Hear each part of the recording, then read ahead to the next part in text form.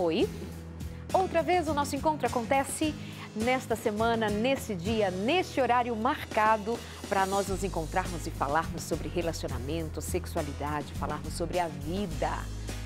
Desejo a você sempre uma ótima noite, queremos ser uma boa companhia para você.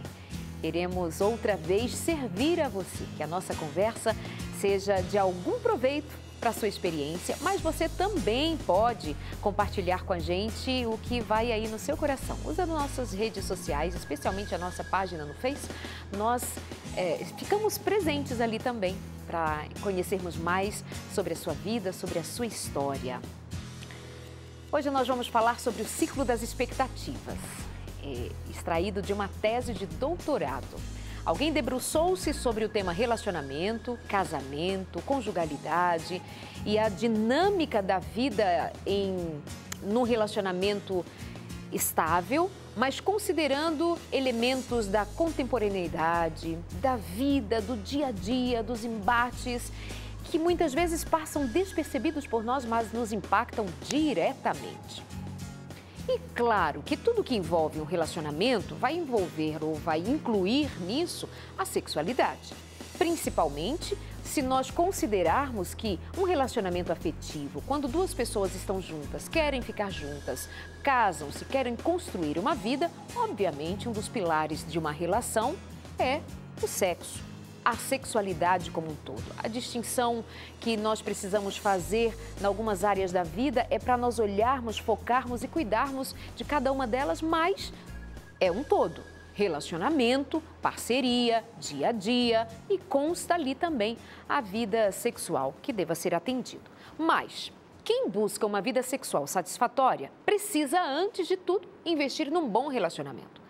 Tem mulheres reclamando de não atingir orgasmo, tem marido reclamando de não ter uma relação sexual satisfatória para ele também.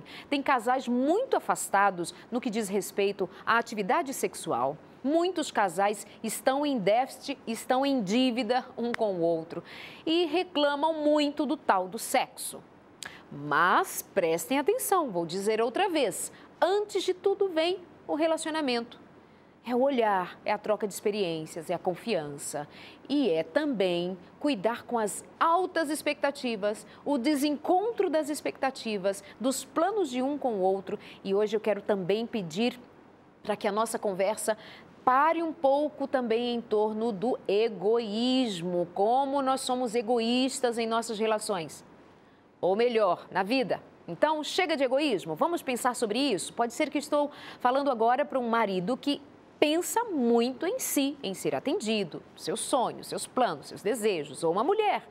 Mas a vida precisa promover encontros e ela promove encontros. E a gente precisa querer esse encontro, trabalhar por isso, aprontar-se para isso e então colher os frutos depois. E o meu convidado de hoje, ele é doutor em aconselhamento e a tese de doutorado dele contempla um pouco disto que eu estou falando e muito mais. Quer dizer, eu é que falei um pouco da tese dele, do pastor Marco Lamarques. Seja bem-vindo ao nosso programa. Olá, Darleide, que bom estar aqui com vocês, viu? Muito obrigada. Esse povo querido que faz parte aí da tua audiência. Muito obrigada. O convidado de hoje é Marco Lamarques. Ele é pastor e trabalha há 30 anos em aconselhamento familiar. Nascido em Canoas, no Rio Grande do Sul, atua hoje na cidade de Jacareí, em São Paulo. Para um contato profissional, seu e-mail é marco.lamarques@ucb.org.br.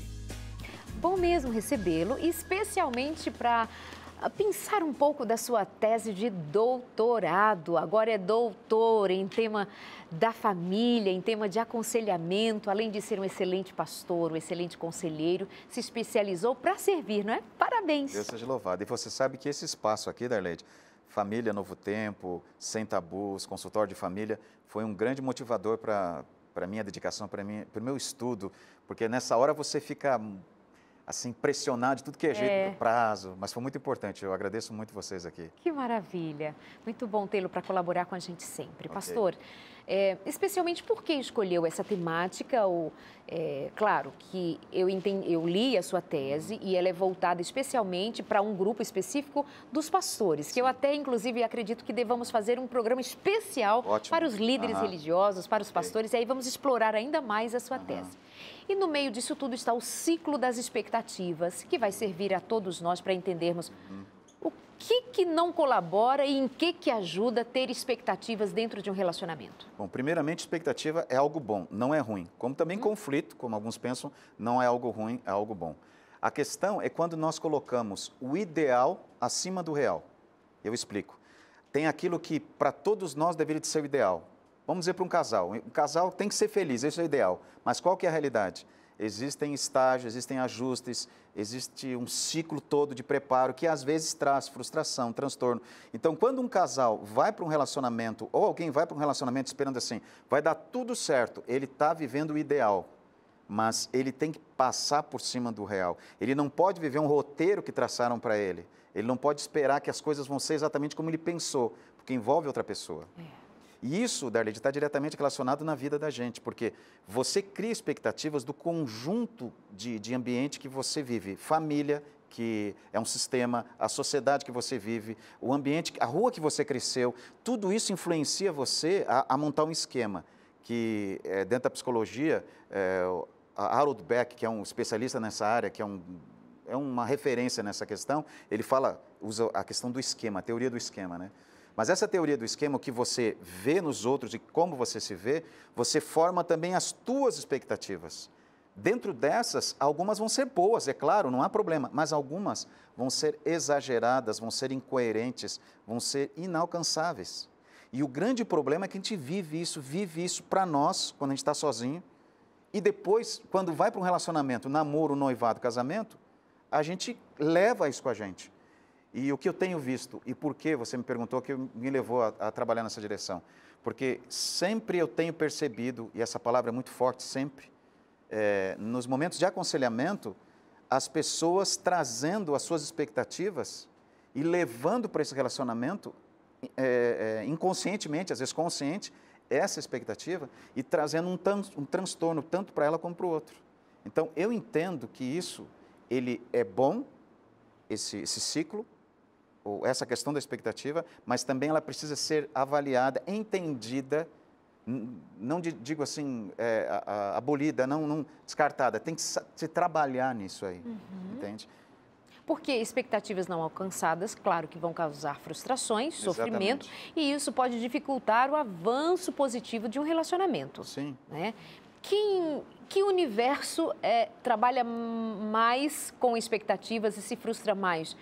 Mulheres, elas me parecem, mas houve alguma parte do seu estudo que contemplou o sofrimento quando se trata de muita expectativa ou tratou geral?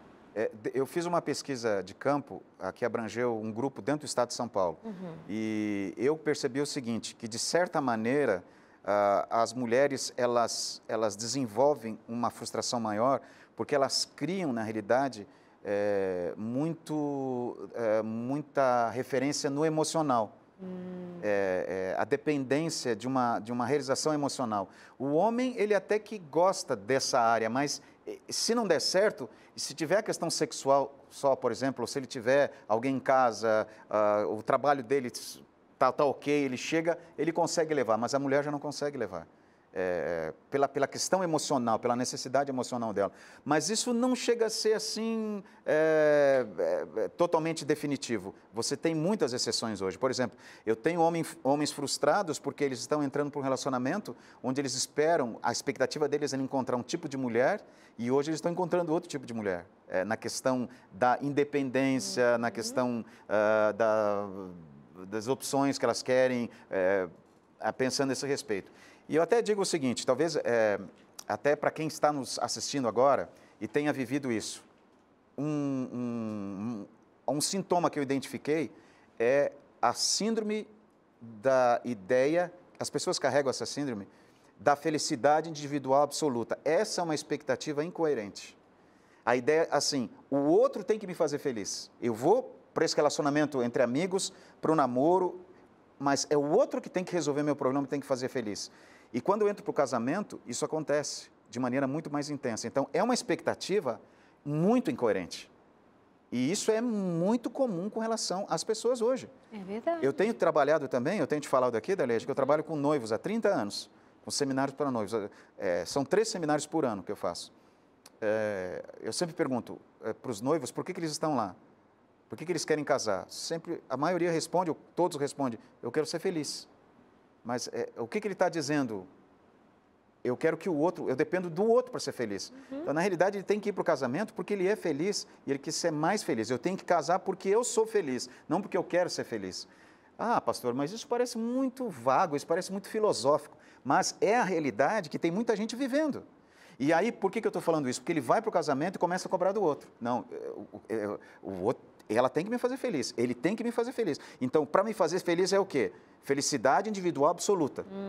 Tá? Então, a felicidade de quem que ele está buscando? A dele própria.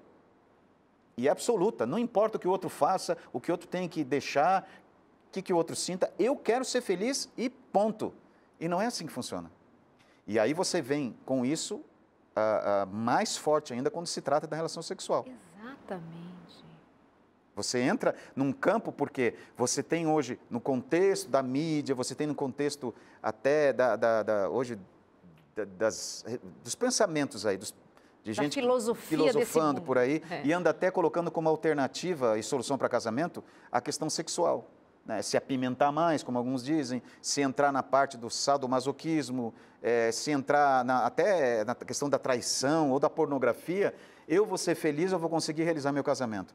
Primeiro que o sexo é um resultado de um relacionamento pleno, feliz, que está sendo construído. E depois, sexo é bom? Foi criado por Deus, não é pecado, mas a maneira como a gente gera isso, como a gente gerencia isso, se torna pecado. Porque eu levo para o meu casamento, principalmente o homem, dizendo assim, o sexo vai, aí eu vou ser feliz, porque eu vou poder fazer sexo quando eu quero, do jeito que eu quero, e é para minha satisfação, é para o meu prazer. E ele leva aquilo com essa expectativa para o casamento. E aí quando ele entra lá, uma coisa importante, você não tem controle sobre as suas expectativas, sobre esse ciclo. Isso é um processo linear. Uau! Você não tem controle, porque você depende de você, é claro, mas depende dos outros, das circunstâncias, do ambiente que você está. Você planeja uma expectativa, mas você chega lá, tem outras coisas que vão afetar. Então, ele vai para um casamento com essa ideia. Eu digo principalmente o homem, que o homem é muito, pelos olhos, essa questão sexual é mais, vamos dizer assim, mais buscada por ele. E aí, ele entra para o casamento, ele não vai ver que não é assim, ele vai ver que não é assim. E alguns levam para esse casamento a expectativa desse ambiente que ele teve, pornográfico ou secularizado, que é muito a felicidade individual absoluta, quer dizer, satisfação é minha. Por isso que a pornografia está em evidência hoje, porque a expectativa é o quê? Eu quero muita dopamina, eu quero muita satisfação, essa coisa. Então, onde é que eu vou encontrar isso? A minha expectativa é que é isso. Então, eu vou para esse lugar. Aí, quando ele entra para o casamento, ele percebe que a relação sexual é muito mais é nós, até mesmo para ele ter satisfação. Se ele não sabe isso, se ele não entende essa questão da expectativa incoerente ou mesmo individual, ele começa a ter conflito. Eu falo assim, você não me ama, porque ele não me procura, porque ela não gosta de mim, porque ela... Aí ele pensa assim, se eu for procurar outra pessoa, ou se eu for procurar o erotismo da virtual, eu vou resolver meu problema. Aí que está. A expectativa ela precisa ser avaliada, ela precisa ser negociada e, se for preciso, em alguns casos, até deixada, abandonada. Isso se chama cumplicidade. Quando eu entro para um relacionamento conjugal e eu aceito a cumplicidade, quer dizer, eu não estou sozinho, eu estou com o outro, então nós vamos trabalhar, nós vamos moldar os dois as nossas expectativas. Aquele esquema que eu construí lá na minha vida, que eu venho arrastando pelo meu sistema família, Marco, vim trazendo para cá, eu criei expectativas, o que tem que ser uma esposa, o que tem que ser uma relação sexual, o que tem que ser afeto, o que tem que ser prazer, né? E aí eu vou conversar agora com a minha esposa, porque no momento que eu vou ver a diferença, eu vou ver que a coisa não está indo para o lado que eu esperava, que é expectativa, eu vou ter que conversar com ela. Escuta, você acha assim, você pensa assim, como é que você vê isso, como é que você acha isso? Principalmente a questão sexual. Parece complexo. Não, não. Eu não sei se eu estou falando muita... Não, está completamente simples até, simplificado diante de todo o estudo que foi feito, de entender. Raciocínio certinho e compreensível. E eu fico pensando aqui, se nós também, cristãos, religiosos, não temos uma expectativa criada também por questões como... eu orei, eu pedi a Deus, é um homem de Deus, uma mulher de Deus, então vai ser tudo de Deus. É um outro lado dessa expectativa, Muito bom que né? você colocou. Esse ambiente que eu estudei foi principalmente no contexto do casal pastoral, e aí isso se torna mais latente ainda, porque você está falando de religiosos e você está falando de um pastor e da esposa de um pastor. Num continente que nós convivemos, que é um continente bastante cristão, religioso, há uma ideia do sacerdote como alguém, nossa, é um santo, ele não faz nada de errado, e ele não pode errar, ele não pode ter problema no casamento também, se ele é um santo, né? Exato. E isso o pastor às vezes leva para o relacionamento e a esposa também leva. Mas aqui nessa questão principal, a ideia é o seguinte, eu tenho que alimentar isso de uma maneira coerente, administrar isso de uma maneira equilibrada. E falando sobre essa questão religiosa que você me disse, Paulo fala em Romanos capítulo 12, verso 3, pense de maneira coerente e moderada, não pense demais, nem pense de menos. Quer dizer, o que tem que ser minha expectativa? Eu não posso ter uma expectativa exagerada para mim, que para você talvez não seja, mas para mim é. E eu não posso ter uma expectativa, assim, ridícula, insignificante. Não, eu vou me desafiar, eu vou correr atrás dos objetivos, mas... Por isso que Paulo diz, não pensa nem de mais e nem de menos. Pensa de maneira moderada, pensa de maneira equilibrada.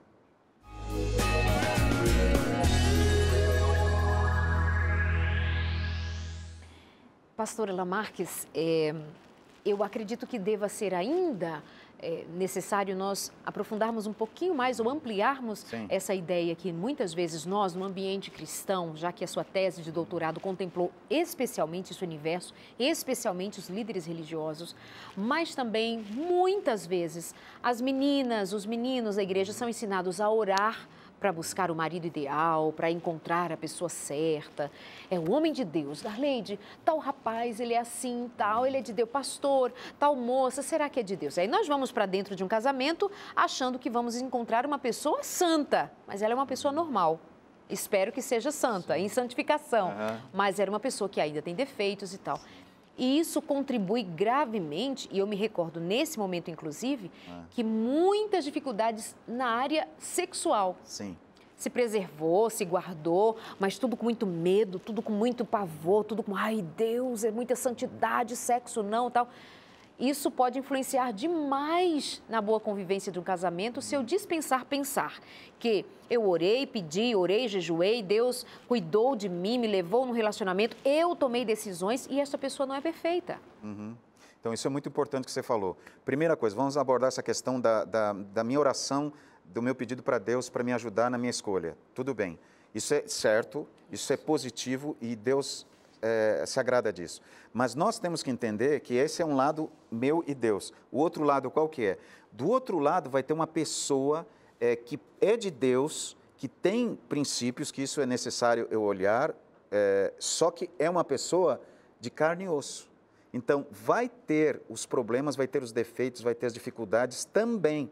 O grande problema é quando eu entro para esse, assim diz o Senhor, eu orei, eu encontrei um rapaz, encontrei uma moça, e eu espero que essa pessoa vai ser perfeita, vai ser inviolável. Pastor, mas como é que pode um cristão? Um cristão é cristão, como um pastor também é um pastor. Eu costumo dizer, quando eu vou às igrejas, eu levo a Silmara comigo, a minha esposa, eu digo assim, olha, aqui está um casal imperfeito. Porque eu sou imperfeito, ela é imperfeita e nós dois somos imperfeitos. E quando eu estou com os meus filhos, eu falo, ali estão os dois imperfeitos também. Eles são imperfeitos, mas nossa, o casal de um pastor, um casal pastoral assim, é assim. E você que está assistindo a gente, você tem que entender que imperfeição não é desqualificação. Pelo contrário, é uma coisa nobre, é uma coisa exaltada, você entender que você é imperfeito. E que você é capaz de trabalhar nessas imperfeições uma qualidade, um crescimento, até os seus objetivos. Agora, pegou o casal, eu encontrei alguém perfeito, o que eu vou entender? Eu posso ajustar isso, a minha cumplicidade no relacionamento, eu não estou falando de defeito de caráter, estou falando da pessoa tem as suas dificuldades. Porque o problema é quando é defeito de caráter. A pessoa tem dificuldade de ser honesta, é imoral. Não, mas aí, cuidado, alto lá, olha com cuidado, peça para Deus te dar sabedoria, mas cuidado, porque problema de caráter, aí você não vai ter garantia que vai dar certo lá na frente, porque não depende de Deus querer, Deus vai respeitar a liberdade da pessoa. Tá? Então a minha expectativa, ele vai mudar, mas se ele quiser que Deus o mude, se ele permitir que Deus o mude, ponto. Mas, só um detalhe para contribuir, que o fato de nós reconhecermos que somos imperfeitos, é o significado de uma humildade, né? De sairmos do patamar de ser um pastor top, nunca erra, nunca falha, mas é bom fazer essa diferenciação para a gente não passar por alto nossos defeitos de caráter. Sim. E aí eu estou vendo um homem com defeitos de caráter, não, mas Deus vai mudar. E se o indivíduo não quer, presta atenção na diferenciação que ele está fazendo. Uma relação, vou repetir para enfatizar, quando diz é uma coisa entre eu e Deus, orar, jejuar, buscar. E tem a outra parte entre eu e um outro humano e suas imperfeições. E aí vai decorrer agora o seu comentário em cima, porque essa é uma preocupação que a gente, como quem está, eu aqui à frente de um programa, formando opiniões, um pastor, é a oportunidade que nós temos de ajudar você, de ensinar você, os mais jovens, os meninos, as meninas, para ter uma compreensão e usar de uma inteligência espiritual e emocional com maior propriedade, tá bom? Um equilíbrio também, né? Exatamente. Então, quando eu oro, eu peço para Deus, eu tenho que levar uma expectativa do seguinte: primeiro, Deus vai me dar sabedoria para eu escolher, aí eu vou olhar um rapaz que pode ser até bonito, uma moça que pode ser até bonita, mas talvez que não tenha princípios ou não tenha, como você falou, um caráter em condições de eu poder me relacionar. Ou que ela tenha alguma atitude, ou seja, alguma pessoa que me magoe, ou que tenha hábitos que me façam mal. Então, mas depois vai mudar, talvez mude, talvez não. Então é muito arriscado eu entrar nisso, tá ok. Não deu certo o que eu esperava, mas o que eu vou fazer? Eu vou entrar para esse relacionamento com uma expectativa coerente, não exagerada.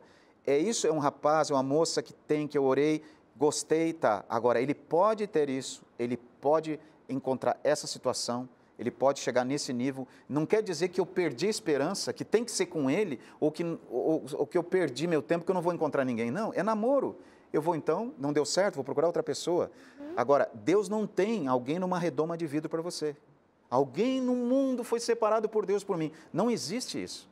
Então, se você está assistindo, a gente está pensando assim, pastor, eu estou orando porque eu vou encontrar alguém que Deus já colocou para mim num lugarzinho. Olha, tem pessoas que Deus sabe que elas vão se relacionar melhor com você, que elas vão se identificar mais com você e você vai se identificar melhor com elas. E tem pessoas que não. Então, você tem que pedir sabedoria para Deus para fazer isso. Então, a tua expectativa tem que ser o seguinte: Senhor, me dá condições de identificar essas questões e ser sábio e sábia para, se não der certo, eu me afastar. Segunda coisa, a Bíblia é muito especial e Deus, na sua grande misericórdia, Deus sabe, Deus é sabedoria. Ele colocou lá vários personagens extremamente importantes para nós como referência, mas que têm os seus problemas, têm as suas dificuldades e erraram também. Exato. Então, a gente quer dizer que essas pessoas não são dignas de Deus ou de valores? Não. São pessoas boas, mas que têm as suas dificuldades. Então, se você tem dificuldade de olhar para uma pessoa e aceitá-la quando ela tem algumas debilidades, olha para a Bíblia e você vai ver um Sansão da vida, você vai ver um Moisés da vida, você vai ver Abraão, você vai ver José, você vai ver tantos outros, Pedro, que andou perto de Jesus, João era briguento, e essas pessoas Deus transformou e eles se entregaram para Deus uma transformação. Então, há a possibilidade disso. Outra coisa, agora, aqui você falou sobre a questão sexual em si. Eu, como cristão, me preparo, quero me preservar. Então, a minha expectativa é que Deus vai abençoar e vai dar tudo certo. Deus preparou o sexo para que ele seja trabalhado assim, paulatinamente, ele seja um processo de conhecimento. Ninguém vai ter o orgasmo na primeira noite da lua de mel.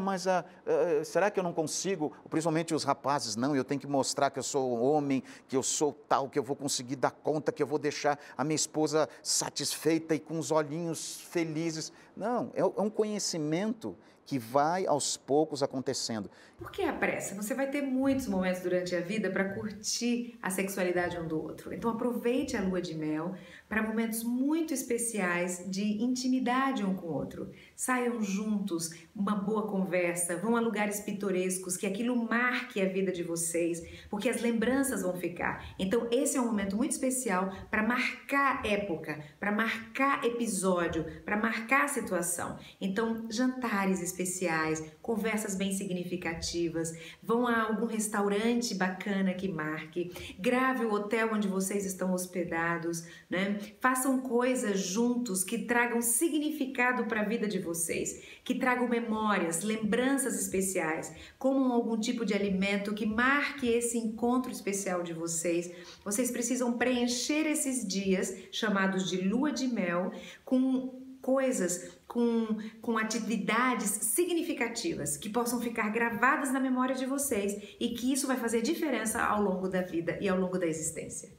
Isso que é lindo, Darleide, do que Deus criou, a beleza do sexo e da beleza do relacionamento. Os dois vão se conhecendo. Há necessidade de paciência dos dois, por isso que fisicamente nós somos diferentes. O homem é diferente da mulher na questão sexual, no tempo para sentir o prazer, no tempo para sentir o preparo para o sexo, a mulher é totalmente diferente do homem. Isso significa o quê? Que o sexo é um relacionamento altruísta, não é egoísta. E quando eu vou com a expectativa que o sexo vai me dar um prazer, vai me encher de endorfina, de um jeito que eu preciso, para que aí eu vou ser feliz, eu vou ser frustrado. Porque na relação sexual do casamento normal, ou pelo menos entre dois seres humanos normais, você vai ver falha, você vai ver dificuldades, vergonha, coisas que você trouxe lá daquela história do esquema, da tua experiência, da tua expectativa que você criou na tua infância, na cultura, na sociedade. Você trouxe, e quando chegar no quarto, na relação sexual, aquilo vai aflorar.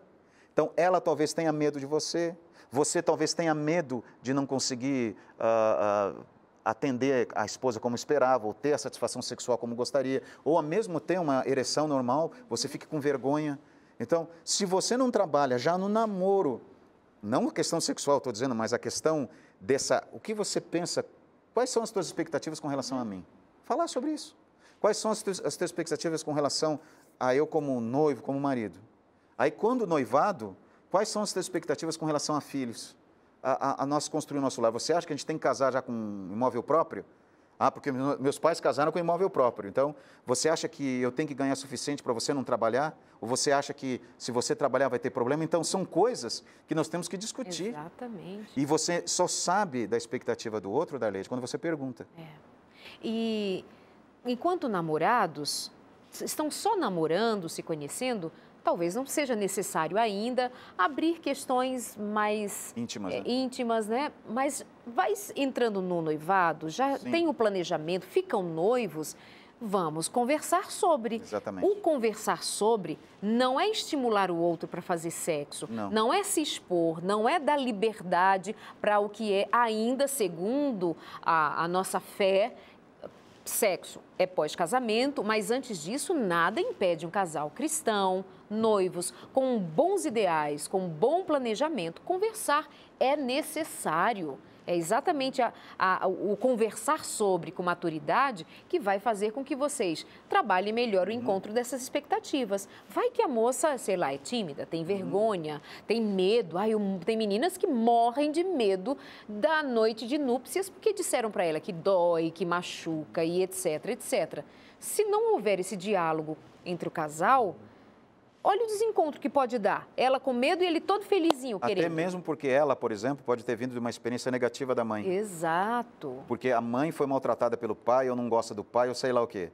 Ou passou, enfim, qualquer experiência negativa. Sim. Agora, a expectativa dela, olha só, olha o que pode acontecer, Darleide. A expectativa dela com relação ao matrimônio, ao sexo no casamento, é negativa. Então, ela até sabe, ela até tem desejo, até sente atração pelo rapaz, mas o que a mãe criou nela é uma expectativa negativa. Eu já vi mães dizer assim, filha, vai ter que ter sexo também, não tem, ele precisa disso, então aguenta lá, vai, não tem jeito. Aquilo que Deus criou tão lindo para o casamento, alguém passou para ela como um fardo, como uma coisa grosseira, como uma... Aí imagina como é que essa menina vai para o casamento. Exato. E o rapaz, por exemplo, que teve, eu falo aqui da questão da expectativa, as regras aqui e padrões culturais. Por exemplo, ele cresceu num ambiente na rua, na sociedade, na escola, em que o menino tem que ter uma ereção rápida, ele tem que manter a menina satisfeita, tem que haver orgasmo no primeiro momento, ele tem que satisfazer... Então, para ser homem mesmo, ele tem que fazer isso. É uma expectativa incoerente. Ele trouxe para o casamento isso. E tem rapazes que entram para o casamento assim.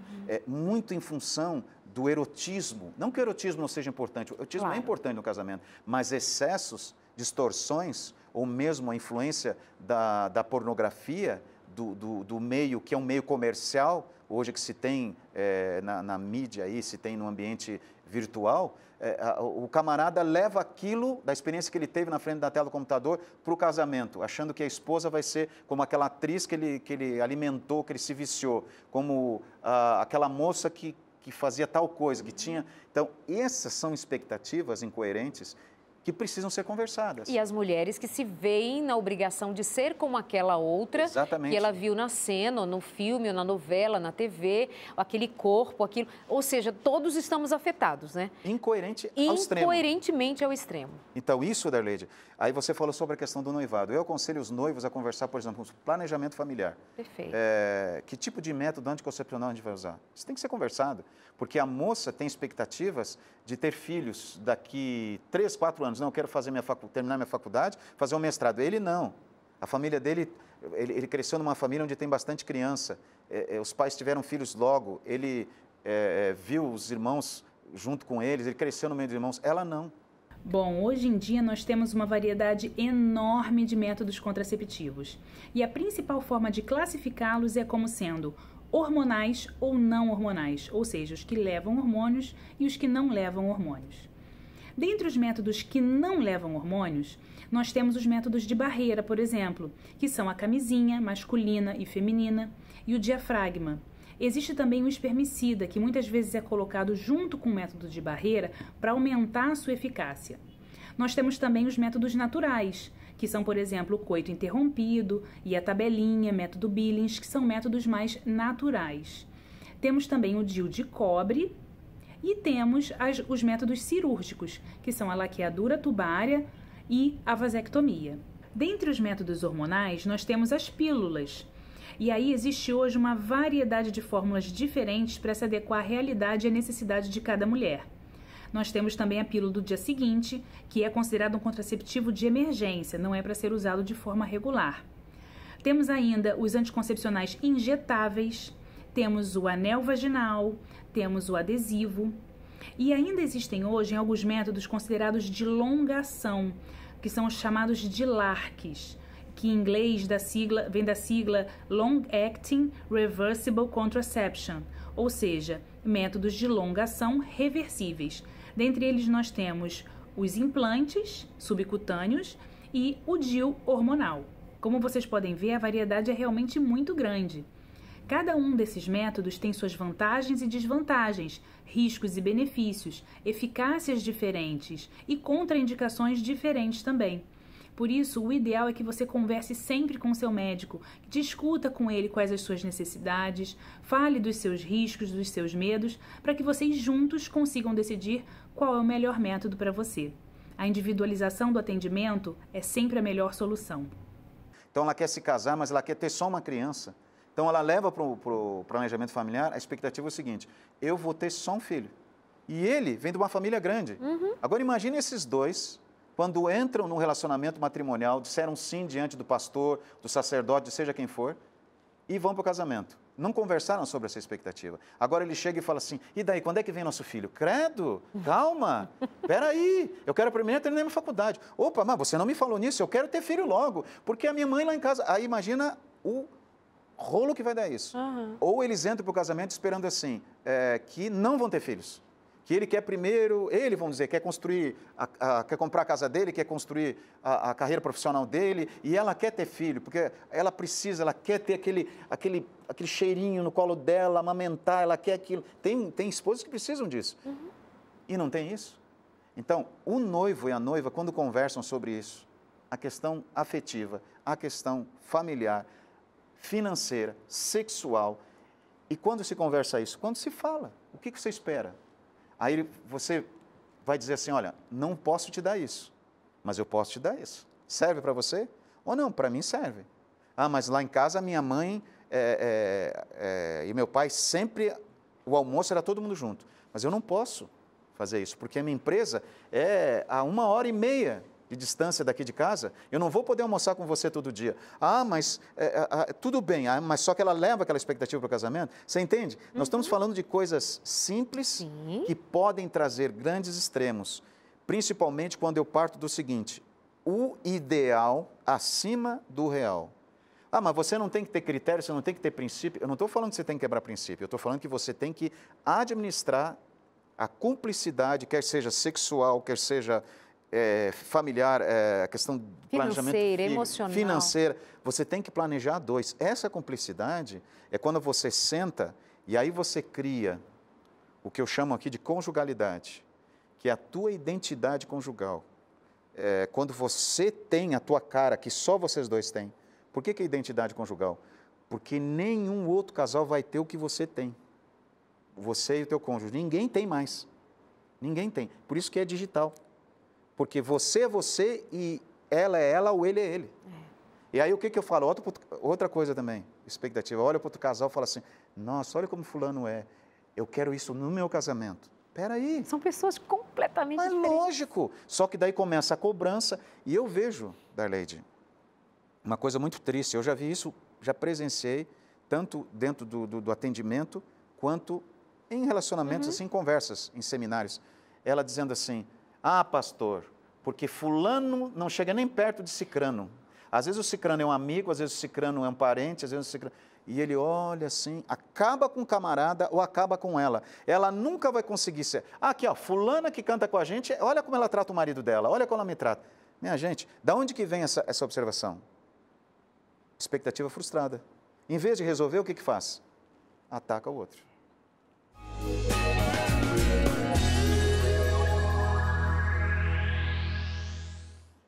Eu aproveito o Sem Tabus para motivar você a cuidar da saúde geral. Cuidar de todos os cantinhos vai dar a você um resultado absolutamente positivo para que você tenha boas relações. Os seus relacionamentos melhoram quando você cuida da saúde. Tem gente que vive ranzinza, chateada, reclamando de tudo na vida.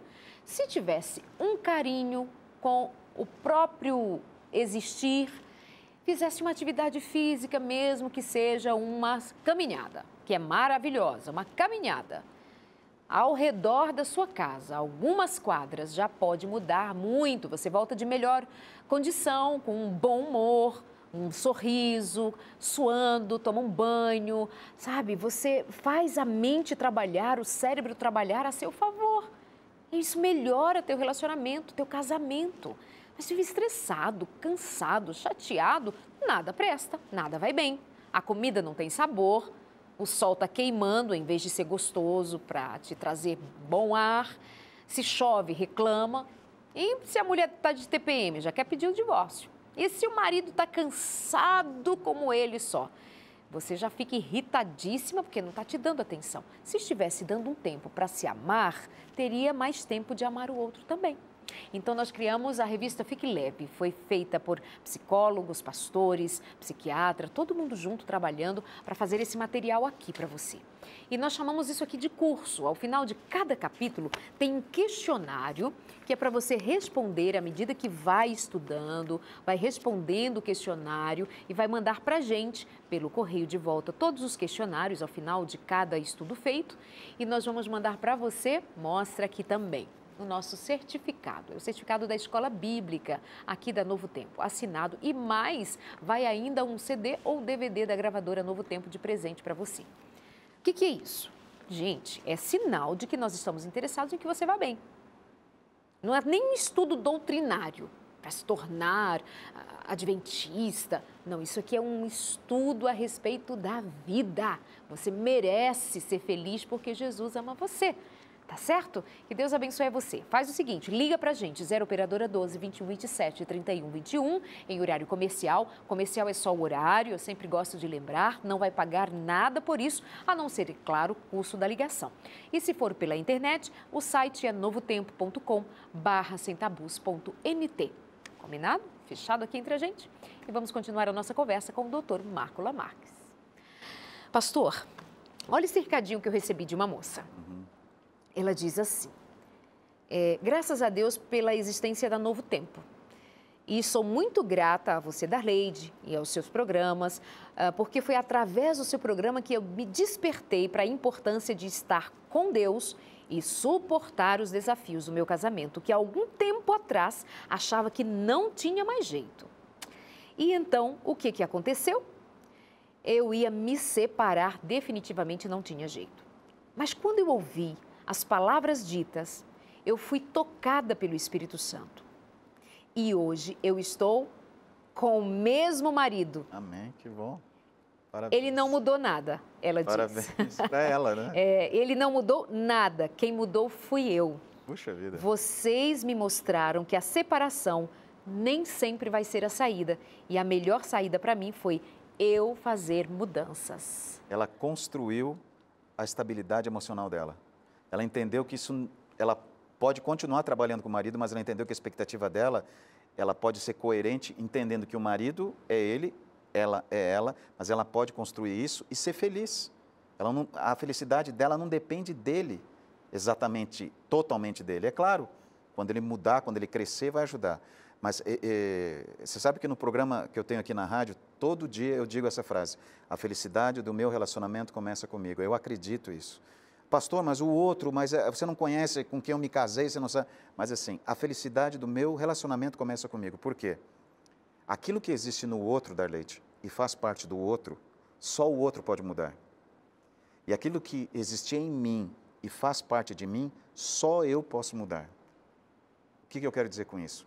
Se eu tenho expectativa de que o outro vai me mudar, ou que o outro, eu dependo do outro para ser bom, para ser calmo, para ser equilibrado, eu vou viver frustrado porque essa expectativa está totalmente fora do lugar. E se eu entendo na minha expectativa que eu vou... Isso é a coisa mais comum. Quando a gente fala de relacionamento, eu digo, Darleide, vamos falar sobre relacionamento.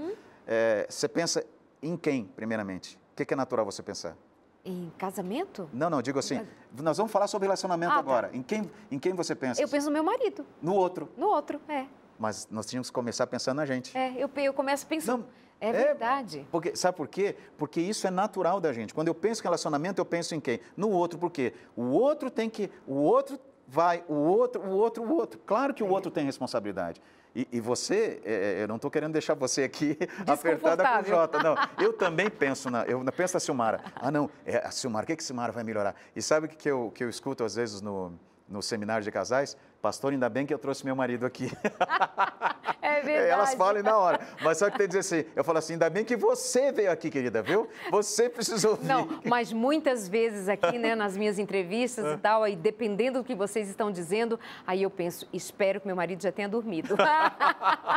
Porque tem a ver comigo, né? Pior quando assiste. Mas assim, então vamos lá, ó. A expectativa, eu comigo na sociedade e eu comigo no casamento. Eu e o outro na sociedade e eu e o outro no casamento. Então, quando eu começo a trabalhar esse esquema que eu trouxe, eu construo isso, eu trabalho, eu redefino minhas emoções, vamos dizer assim, eu começo a administrar minhas emoções, eu não permito que elas atrapalhem, eu posso caminhar para que elas me ajudem, entende? Porque emoção é algo espontâneo. Né? Por exemplo, alguém te fecha na rua, você fica irado, por exemplo. Mas sentimento é algo que eu escolho, é uma decisão minha. Então, eu fiquei irado, agora o que eu vou fazer? Eu vou administrar essa ira. Eu não vou deixar que ela me controle, que eu vou sair lá na frente e fechar o cara também, que eu xingue o cara. Isso é o que Paulo diz, irai-vos, mas não pequeis. Irar é uma emoção, irar-se é uma emoção. Pecar o que é? É tornar essa emoção algo negativo. É decidir, eu escolher que essa emoção vai me controlar, ela vai fazer parte da minha vida, isso vai derramar em mim um veneno absurdamente destrutivo e vai me desequilibrar. Então, na minha expectativa, quando eu estou bem, eu me conheço, o meu esquema, eu marco, me conheço, eu sei o que eu sou, o que eu herdei do meu pai, da minha mãe, aonde eu fui construído, a minha ideologia, os meus ideais, os meus sonhos, onde foram construídos. Eu sei o que é coerente e o que não é coerente. Por exemplo, eu sou um cristão, oro para Deus me ajudar, para Deus me guiar no meu casamento, mas eu sei que eu vou encontrar alguém, ok? Deus vai me ajudar, vai me dar sabedoria? Vai. Eu vou encontrar alguém? Vou ter sabedoria para encontrar alguém? Vou. Está demorando? Tudo bem. A gente não acha isso em árvore, você não acha isso no mercado, você tem que escolher com calma, com sabedoria. Encontrei, mas eu tenho que ser coerente de que essa pessoa não vai ser perfeita. Ela vai ser uma pessoa, um ser humano como eu sou, de carne e osso. Aí eu não vou exigir que ela seja essa pessoa que eu imaginei e ela também vai se sentir aceita por mim. Aí nós vamos trabalhar essas incoerências. Na questão sexual, eu vou entender que eu não sou super-homem, que essas histórias, internet, de pornografia que existe por aí, isso é tudo fake, é tudo montado, é um cenário, são atrizes e atores que ficam ali, corta. A gente sabe que esse ambiente de TV, de filmagem, é assim, você corta, você edita, são pessoas que só vivem para isso, além de ser um ambiente, muitas vezes não, é depravado, é distorcido aquilo que Deus planejou. Eu vou entender que eu não posso levar isso para o meu relacionamento. E me desculpa, Darede, mas eu vou falar uma coisa agora muito séria. Se você que está nos ouvindo, você marido que está nos ouvindo, está frustrado, está cobrando da tua esposa, que ela tem que ser o que essas pessoas demonstram atrás de uma câmera nesse ambiente pornográfico, tira da tua cabeça essa expectativa extremamente incoerente e respeite e ame a tua esposa, entenda que ela é uma pessoa normal. Se você, esposa, está carregando por teu casamento, por teu quarto, essa ideia incoerente, distorcida, eu falo isso, Darede, porque hoje está muito comum, isso está se expandindo em TV, na TV, em filmes, novelas, essas coisas extrapoladas, né? Que nem existe isso. E cobram da gente isso, por quê? Na sociedade hoje você não tem uma referência equilibrada. Você tem muito pluralismo, né? Muitas ideias, aqui está certo, ali também está certo, fulano falou que está certo. Use a sua referência na palavra de Deus e busque os conselhos de Deus e saiba e entenda o que Paulo diz. Não pense além do que convém, nem menos do que convém. Pense de maneira equilibrada. Essa é a melhor expectativa que você pode ter e realmente você vai ser feliz em Cristo Jesus. Um dos pontos estudados e levantados, porque não tem como fugir dele, é o egoísmo. Sim. Né? Então, toda essa nossa conversa, todo o nosso diálogo aqui, vai passando toda hora pela necessidade de eu abrir mão do meu individualismo, que é diferente da minha individualidade. Eu sou, de fato, uma pessoa, sou única na minha forma de ser e eu devo ser respeitada nisso, meu marido respeitado nisso, mas isso não significa intransigência. Sim. Eu sou assim e nada vai me tirar disso. Sim. Porque isso já torna-se individualismo, doença mesmo, sim, daquilo que... Mas, como eu estou conversando com o pastor, além de ser o doutor, um pastor, como é que a gente lida com aquilo que está aqui, ó? Parece não, é da nossa natureza. Eu querer o que é meu, querer para mim, querer meu melhor e tal. Quando alguém aprende a abrir mão, a considerar melhor o outro, porque se eu pensar que só é um processo terapêutico ou racional, eu temo que eu esbarre na minha natureza. Sim. Eu vou picar você para sobreviver se eu for um escorpião. Então, como é que lida com isso? Pastoralmente, espiritualmente, tem um aliado para me ajudar? E como é que eu não me torno uma pessoa que abre mão de ideias, de sentimentos, de tudo só pelo outro, tudo para o outro, tudo é o outro, tudo é o outro, e acaba deixando de haver um equilíbrio e um torna-se capacho do outro. Escravo do outro. Escravo do outro. São dois extremos, né? Primeiro, tem uma conselheira de família chamada Ellen G. White, escreveu Lar Adventista, Orientação para a Criança, Mente, Caráter e Personalidade. Ela fala assim, procure ser para o outro tudo o que é possível, mas não perca no outro a sua individualidade, que é diferente de individualismo.